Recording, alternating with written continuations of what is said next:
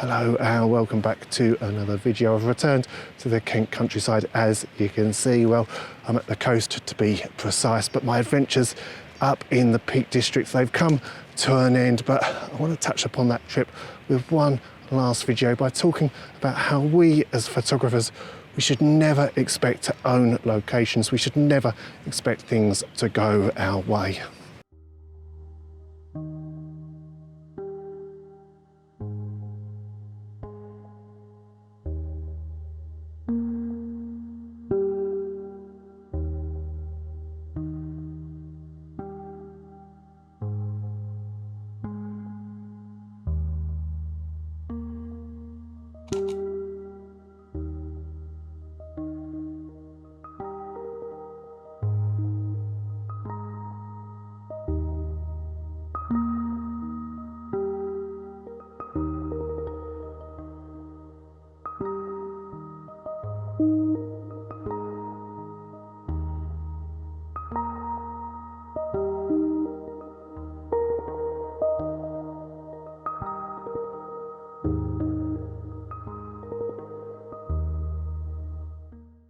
One answer to that, it seems, here in Kent at least, is to head out pre-sunrise, like what I've done today.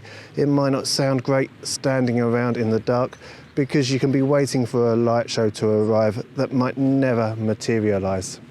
And that's one of the fun parts of photography for me. If we didn't have to second guess the conditions, it'd all be a little bit too easy in my opinion. This today is actually one of the first times I've been to the coast in some months, disregarding my trip to Cornwall, that is. It's quite strange because you know how much I love coming out to this type of seascape, especially when I get to do some long exposures. The composition that I'm going for this morning is a very classic shot here at this particular location. We've got a single sea stag which is separated from the cliffs, and according to photo pills this morning, I should have had the sun coming up just between the sea stack and the main cliffs. Fortunately though, there is just a little bit too much cloud, so we're not getting a sunrise today. There's a brief bit of orange light just off on the distant horizon, but it's not going to be enough to affect today's shot. So we're going to end up with a very moody scene, I think, for this one. The tide is currently out at the moment, but it's just starting to come in, so I think by the time I leave today around 10-11 o'clock, we'll end up with a very different scene to the one we've got at the moment.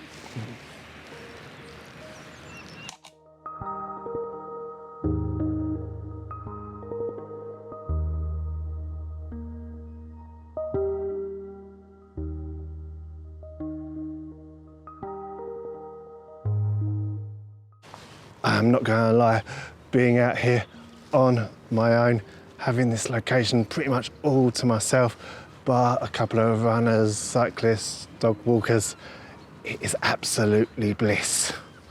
Don't get me wrong, absolutely loved my few days in the Peak District, had a great time up there and I can't wait to go back. But what shocked me the most, and I mentioned this when I was walking up Mam Tor, the crowds. Couldn't believe how busy it got up there. And of course, when you read the reviews, you read previous experiences from other people who have been up there, you read about Mam Tor all the time.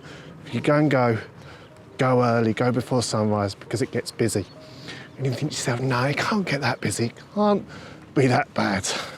But trust me, it does.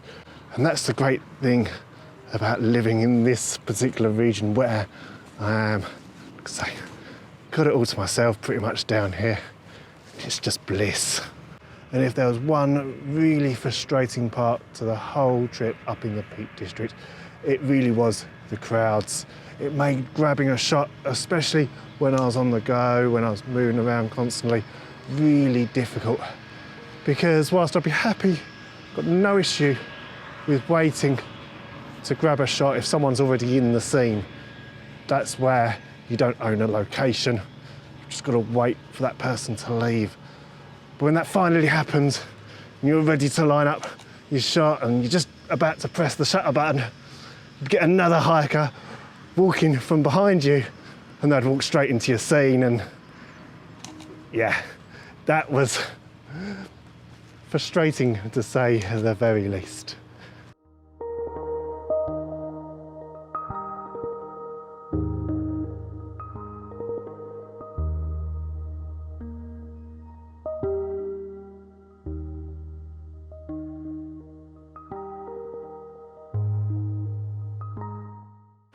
Tide is slowly coming in.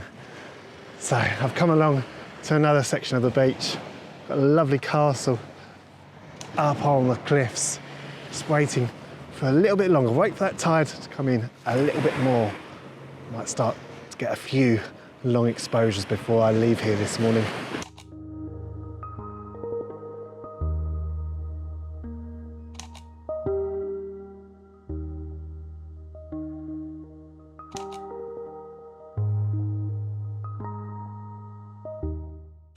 Thankfully, there is the option to clone out people or any other object when I'm editing back home in Photoshop. However, it's a tool I don't like to rely on too often. It's my fallback option if I really need to use it, because when I've cloned out objects in the past, I find the results can be a little bit inconsistent and sometimes ruin the image. So if I can take a shot without any distractions in the shot, of course, I'll take that option. Now, like I say, never expect to have a location to myself.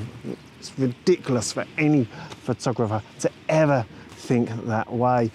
Often I'll be out here in Kent and someone will walk into my shot, or someone will already be in my shot. They'll see me standing there with the camera and they'll go, "Oh, sorry, didn't mean to get in your way." I'll shut that apology down straight away. Say to them, "Look, I don't own this location, you're doing nothing wrong." And it's the same when I was in the Peak District. If someone was in the shot, like I was saying, if someone was already in that frame when I was waiting to take the shot, then you've got no choice.